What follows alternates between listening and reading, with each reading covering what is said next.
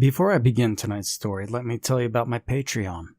There are over 250 posts ranging over 4 years of narrations, discounts, little insights into the work I do in my life, and it keeps growing.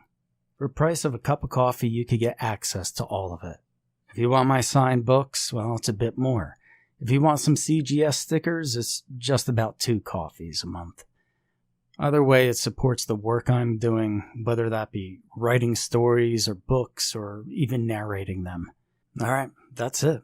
Let's get on to the story. Several cases of missing people piled up as the news started to spread online, and all of them were last seen along a particular hot spring inn that was far from many populated places. Because of the sudden exposure of these overlooked incidents, with some dating back for more than a decade, their customers declined dramatically. What was once a fairly affordable getaway for city dwellers and tourists on a tight budget suddenly became a place of haunting mystery and horror. I'm a private detective that often profits from small cases like marital infidelity, which was more common than I imagined, or insurance frauds. Now, I rarely accepted cases that would put me on the scene of danger, or anything that would directly have an immediate impact to a person's life. Being too cautious was one of the reasons why I always thought that this profession wasn't for me. But it somewhat also became a strength in this field since I'm mostly incognito. I am borderline paranoid and was even prescribed to take stimulants to cope with my hyperactive impulses as a child. I was filtering the cases that I handled quite carefully, but there was this one particular case that I just couldn't reject. Alex, one of my close friends, visited his aforementioned hot springs inn just a few weeks ago. Unfortunately, he was one of the people who just suddenly went missing. His parents practically begged me to handle this case, and as soon as possible, since the police had no leads whatsoever aside from the last place that Alex visited. I wasn't supposed to take any case personally, but it couldn't be helped. His parents knew that I wouldn't stop my investigation until I found my friend, dead or alive. I managed to contact one of my informers who was nearest to the location. I sent him there to discreetly observe the situation and hopefully gain some valuable information. The inn was still operating, since they never officially linked directly to the cases of the missing people. The place was far from any town, amidst a dense forest, and was relatively isolated. The location was one of the best selling points of the hot spring inn. But it was also the reason why it was so hard to get immediate help if something bad would happen. The forest beyond the property was fairly undisturbed. The ecosystem was well preserved, yet there were no threats of an animal attack. In the beginning, I was looking at the case in different angles. It was possible that the missing people wandered off to the woods and got lost, but rangers already scouted the area a number of times and found nothing. Because there were no solid evidence to lead the case, the superstitious people blame these incidences on something beyond a sensible explanation. They believe that there must be someone, or something, that was dwelling in the woods, and it took these people. As for me, I focused on the more plausible explanation for the disappearances. Despite the lack of any lead, the possibility of foul play was very high. If I was right, then there would be only a few suspects that would be questioned, the people that were in charge of the hot spring inn. With the help of my asset, I was able to acquire some information. He told me that the network there was pretty bad. Taking photos wasn't allowed. Now, it sounded a bit shady to me at first, especially for an establishment with the tourists as their main market. But it was somewhat reasonable since most of the guests there would walk around wearing bathrobes. I was able to make a rough profiling of those who must have been present when the victims were last sighted. There were only 5 people working at the inn. The owner of the establishment and his wife. 2 middle-aged ladies in charge of the bath and the food. And a man in his late 40s that handles pretty much everything else. These workers had been working there for the last couple of years. The 2 ladies were always together, since their roles would often need 2 people to accomplish. But the servant, the only male employee, must have been all over the place, and was most likely the one who had the most interaction with the guests. With this in mind, I asked my informer to keep his eyes on him, but after 3 days of his stay at the Hot Spring Inn, he suddenly stopped contacting me. I was responsible for my informant since I sent him there, and I couldn't afford to risk anybody else, so I decided to go there myself.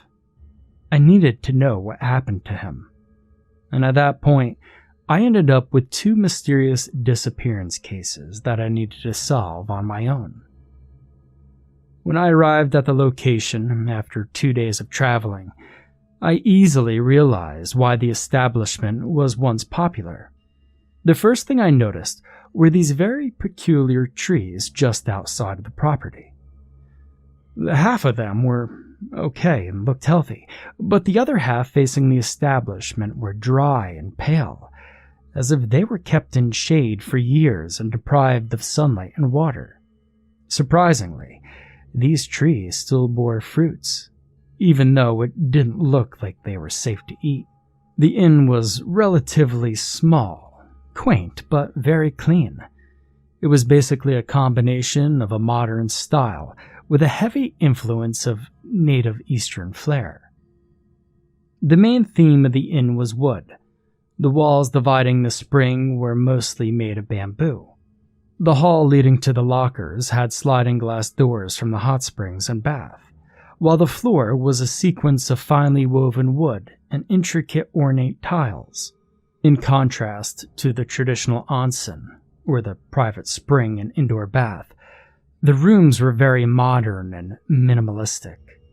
It was like a decent hotel inside an old bathhouse. This well-thought combination was a clever way to balance the relaxing vibe of an old and traditional with the commodities of modern lifestyle. A well-thought concept to experience the serenity of being close to nature with the convenience of what most visitors grew accustomed to. It was almost perfect if it wasn't for the mysterious disappearance of the other guests who went there. After my meal, they served me an alcoholic drink, which was claimed as one of their specialties. This crystal-clear liquor was quite deceiving. Its smooth texture and addictive sweet taste would make you think that you could drink it casually, until it would suddenly kick in and get you drunk before you even notice it. I was taking a few shots as I observed discreetly, but this stupid method to keep me awake and alert has backfired, and I found myself stuck on the hot spring with my weight being supported by the rock that I had to lean onto to keep me steady. I felt like a socially inexperienced teen who mindlessly gobbled a bottle of moonshine for the very first time. The next thing I knew, the male servant was helping me walk me back to my room. I was half unconscious as we crossed the hallway. All I could remember was the beautiful designs of the tiles on the floor. I wanted to ask this man some questions about my missing informer and Alex, and I almost did. But it was good that I was too drunk to utter a single audible word, since nobody should know that I was there to investigate. It was already lunchtime by the time I woke up the next day. Despite of being unexpectedly trashed, I felt no hangover of any kind, and I actually felt relaxed. Since we were far from any other place, all the guests had to dine there. There were only 4 other guests aside from me. When I was done with my meal, I walked around so I could inconspicuously approach one of them to ask them some questions. The easiest one to talk to was a young man who looked like a leisurely traveler. His name was Lewis. I opened up with boring small talk and slowly led the discussion about what his thoughts about the place were. Unfortunately, I got no input from him aside from what I already knew. However, he was also buzzed out of his mind when he was offered the drink as a token of appreciation for his visit. And like me, he was also just dragged back to his room. I was able to approach 3 out of the 4 other guests. The other one was an old amputee who brushed me off quite aggressively. He was a man in his early 50s, missing an arm. I discovered that the strange stories about the unexplainable disappearances also became a way for this establishment to pull in customers. Like the foreign couple, Natasha and Dmitri, who were just simply intrigued. Oddly enough, we were all offered the same alcoholic drink. I assumed the snobbish man had it as well, and all of us were pretty much dozing off after taking a few shots of it. The second night arrived and I failed to get any valuable information. I decided to stay at their small bar for a while in hopes of getting something from anyone who was serving there. Unexpectedly, the person behind the bar was the main man himself, Hank. He was the owner of the inn. He poured me a drink before I even asked for it. He had a very welcoming vibe and a smile on his face as he started to brag about their own liquor. Apparently, the inn wasn't originally an inn when they started the establishment. They first profited by selling this peculiar alcohol that his great-grandfather invented, and the business evolved as it was passed down from generation to generation. He was surprisingly well outspoken, and just kept on sharing the stories about their struggles in the past and the present. It surprised me quite a bit, since this was not the kind of suspect I was expecting to meet here, especially not the owner of an inn that had its good reputation ruined by the unfortunate incidents that happened around or possibly within his establishment. He was talking so casually that what should have been an indirect interrogation moved into a friendly drinking session. He kept on pouring shots as he shared his stories, and I listened to him with an unsuspecting point of view. Hank kept on referring to the engraved picture of their family tree displayed right above the liquor shelf, and I stared at it, and I started to feel hazy once again. I was trying to keep up with him and know more about his family, and I got myself so stupid drunk once again. Like how it felt during the first time. The kick didn't crawl in gradually. One moment I was totally fine and well composed, but then the world just suddenly spun intolerably fast for me that I blacked out. On the 3rd day, I woke up late once again, just like before. I felt no effect of the alcohol. I wasn't intoxicated, no hangover. In fact, I felt relaxed. But this time, the state of calmness felt so unnatural, as if I was mildly sedated. My body felt weak and my reflexes were slow. I was deeply troubled and anxious because of this, and it was triggering my disorders. My mind was running wild, and I knew I couldn't remain collected. My appearance and senses were calm, yet my head was completely disarrayed. At this point, it would be incredibly stupid of me to not realize that there was something in that drink which made me feel this way. My initial thoughts about this case was way off. I did what I could to prepare myself for what might happen.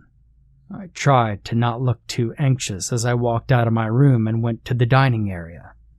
I needed to see what was going on. I needed to know if everybody else was in the same state as I was. The leisurely traveler, Lewis, was there. He seemed pissed off as he walked around trying to get a signal on his phone. The old man who brushed me off was also there, just looking down at the food on his plate. It was obvious that he was purposefully avoiding to look at anyone. Then I noticed something strange. It seemed that their appearances have somewhat changed since I saw them yesterday, especially the old man.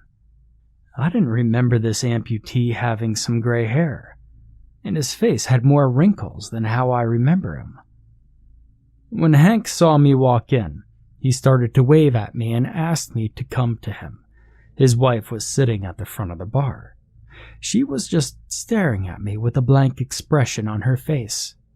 He started to explain what happened last night. He told me that I passed out at the bar table and they needed to carry me back to my room. He was saying it in such a humorous and insulting way, with a grin on his face that seemed genuinely friendly, yet very deceitful. Now, I wouldn't deny that this man got me really good. I wanted to hit his face right there and then, but I was so weakened that I doubt that I could have. Most importantly, I didn't want to blow my cover. It would be almost impossible that I would fall into the same trick 4 times. Even a mouse would know better. I did not eat nor drink anything that came from their kitchen that day, even though I was certain that their own liquor was the one that had been making me pass out. I thought that it was better to be extremely cautious given the situation. Aside from that, there were small details that didn't seem to add up. We were both drinking that night with the same amount of shots, yet he didn't appear intoxicated at all. And when I looked back at the first time that I had that drink, I was able to drink more of it despite being tired from the long traveling.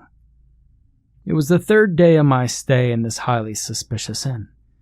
I totally lost contact with my informant at the 3rd day of his observation here, so I was expecting that something was about to occur. And then suddenly I heard a scream. The scream caught everybody's attention, and we all went to see what it was. The couple was smoking at the parking lot when some kind of snake slithered out from the bushes. This bizarre-looking creature was not an ordinary snake at all. Its body had black scales like a snake's, and even moved like one, but it didn't have a head. It didn't have any eyes or any other facial features, but just a round, open mouth, at the end filled with layers of sharp teeth. It didn't seem aggressive, though. It actually looked as if it was suffocating when it coiled its body quite awkwardly. The male servant of the establishment decided to step in, and he grabbed this creature without a second thought. We were all telling him to be careful, but he behaved as if it wasn't the first time he had done this.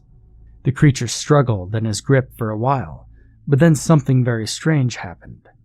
At the very moment that it stopped moving, it withered within seconds and turned into dust.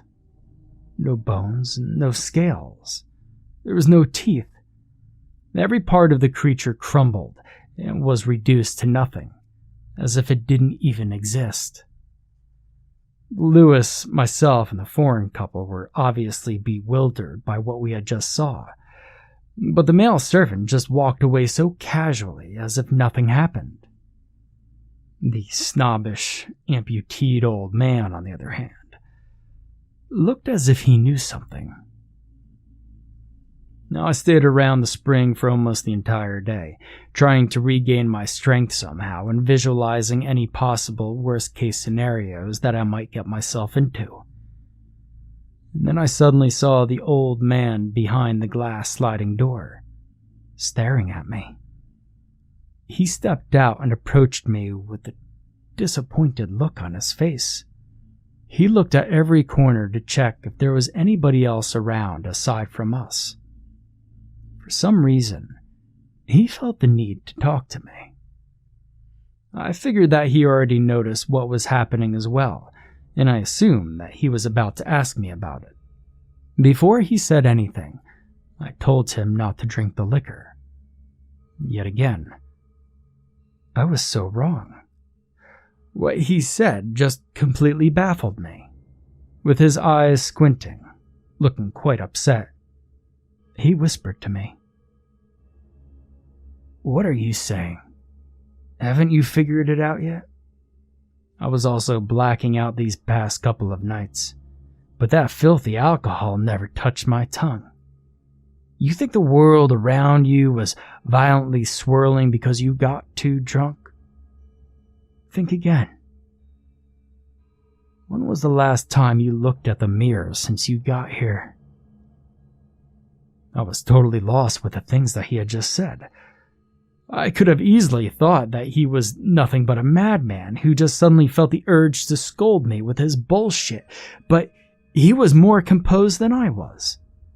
He sounded so sure and sincere. He slowly tilted his head downwards to the water, telling me to look down. When I stared at the spring, my train of thought were completely derailed and my sense of reasoning was thrown out of the window. I saw the reflection of my face, and it looked as if I had aged about 5 years in the last 3 days. I was utterly stunned. I didn't even know how to react. How was this even possible? What the hell is going on? Now, this old man finally introduced himself to me as David. As he began to explain, the situation we were in just became far more confusing and ridiculously unreal. At a certain time, we were being transported into a different dimension. Whenever we crossed, the physical reality was being drastically distorted for a second, as if the world itself was violently spinning. Naturally, a human cannot bear such a ferocious motion, and he would pass out. Within that dimension, the concept of time and space were just as tangible as soil and water. Based on what was going on, it seemed as if the time in our reality was played with and ran significantly faster, so we aged unnaturally faster as a result. He said that he was only able to see this other dimension last night. He was too afraid to look at it the first time he felt it happen, and he was even more shaken when he finally did. He said that we were only staying there for a very short moment, as if it were a mere glitch in space, and yet we aged so drastically within 3 days.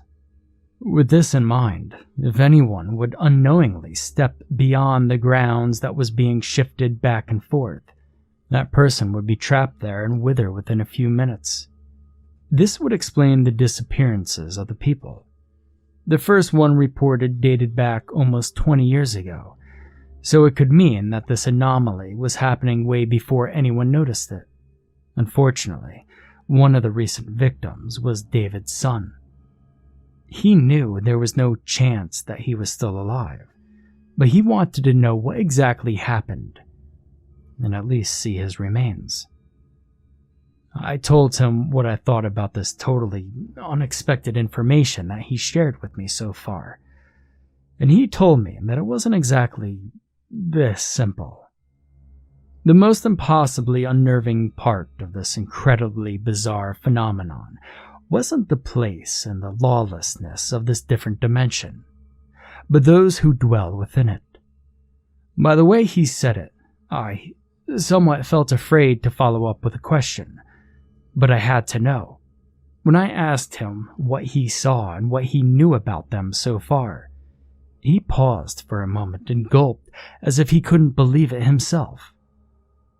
I could see in his face how terrified he was as he tried to remember what he saw, and I had the same feeling when I heard his response. His short answer easily shattered everything I thought I knew. In merely 8 words, he uttered what must be the most hauntingly mystifying reply that I could hear in this situation that was already miles beyond any logical reason prior to this information. He described them as the architects of reality as we know it. They were, by the very essence of the world, gods. He looked at his watch as we were talking, and I saw a number of needle scars on his arms. It seemed he was injecting himself with something so he could force himself to stay awake. Unfortunately, trying to stay conscious during the dimension shift was the easiest part of it. I asked him about it, but his response didn't exactly answer my question. I suggest you run back to your room. Seeing what really happens here is not the kind of truth you would want to know. Leave it be and keep your sanity." He tried to run back inside the building, but it was just too late. Like he said, everything around us turned surreal and distorted, as if the world spun 100 times within a millisecond. David fell on his knees and started to vomit. I lost my balance and fell into the spring. At that point, I should have blacked out like I did before. This time, however, I remained conscious. Because of the things that happened recently, I feared that my long-forgotten deficiency might get to me. So I took Adderall before I walked out of the room. As I held tightly on the big rock on the spring to keep my balance, the violent spinning suddenly stopped. David was on his knees at the front of the glass sliding door. He was catching his breath since he was puking quite a bit. Even though I was still severely dizzy, I slowly walked forward so that I could try to help him. But the sky suddenly got eerily brighter. The trees surrounding the spring just vanished, and everything was enveloped with a thick fog. As far as my eyes could see, there was nothing but empty space of pale ash gray. We had crossed into the other dimension. When I turned my head back to David, I saw the owner of the inn and his wife along with their crew standing across the hall. For some reason, Hank signaled me to step back. He wanted me to hide behind the rock at the spring. I was confused with what he wanted me to do and why. But my questions were answered by the expression on David's face when he turned his head. There was something in front of us, and he was profoundly terrified of it. David was looking from side to side, with his eyes wide open, while he jittered out of fear. I had never seen a man of that age so scared and so seemingly helpless. This could only mean one thing. He was staring at the dwellers of this dimension. We were right before the gods. Just knowing what they were sent shivers through me. I slowly moved at the side where there were small gaps between the rocks, and I took a peek. As I looked, my entire body froze and my heart pounded violently. A heavy pressure enshrouded me. I was completely shaken to the core as I gazed at these 3 colossal beings in front of us. It looked like they were sitting, but they must have been 100 feet tall. I couldn't see their features quite clearly because of the incredibly thick fog surrounding everything, yet their presence alone was exceedingly domineering. All I could distinguish were the long horns. One on the left had 2 pairs of twisted horns similar to a ram, while the other 2 had multiple spikes on its head, resembling a crown. I could not see their faces, but I could easily tell that they were staring at us with their big white eyes, like grown-up kids playing with the dollhouse. And we were the dolls. And then I noticed a faint slithering sound. When I looked down on the ground, it was completely covered in a sea of black snake-like creatures. They were the same ones that we had previously seen. Surprisingly, David managed to speak. "Where's my son?" he asked with a demanding tone, yet a shaky voice. It was obvious that it took every inch of his bravery to ask that. Out of the 3, 1 reacted and slightly lowered his head. And all of a sudden, his amputated arm was miraculously restored. The unexpected gesture of this godly entity could be taken as an act of kindness, but it might also be an act of a boy who just simply fixed his broken toy. If only David shut his mouth then. Well, could have avoided what happened next. He kept on asking where his son was, and he was raising his tone out of desperation. And just like how this colossal being effortlessly gave back his arms, David turned into nothing in a blink of an eye. He just instantly turned into dust and got blown by the wind. His yelling might have annoyed them. A short moment later, the world around us started to distort rapidly again. We were returned back to our dimension. When I accidentally looked at my reflection in the water, I had aged a few more years. Aside from my age and the absence of David, everything was the same. After that incident, Hank decided to tell me the truth. In his lifetime, he witnessed 11 people who either tried to escape and got devoured by the serpentine creatures, or did something that the gods didn't like. There were a few ways that a person could stay conscious during the dimensional shifting, but I was the only guest who managed to stay alive. He was overselling their liquor because they were fermented fruits that the old trees bore, and his great-grandfather discovered that drinking this would slow down the aging that was caused by the shifting. Unfortunately, David refused to drink it, so he was the one who aged the most before he vanished. I returned home the morning after, and I reported back to Alex's parents. Obviously, I needed to lie. No sane person would believe what I experienced during my stay at the Hot Springs Inn. No one would accept the truth that goes against the beliefs that our civilization built the structure upon. How could I even begin explaining that this world that we know is nothing more but a sandbox to these beings? It's better to believe in fabricated lore that benefits the moral practices of a community than to know what really lies beyond the existence of our realities.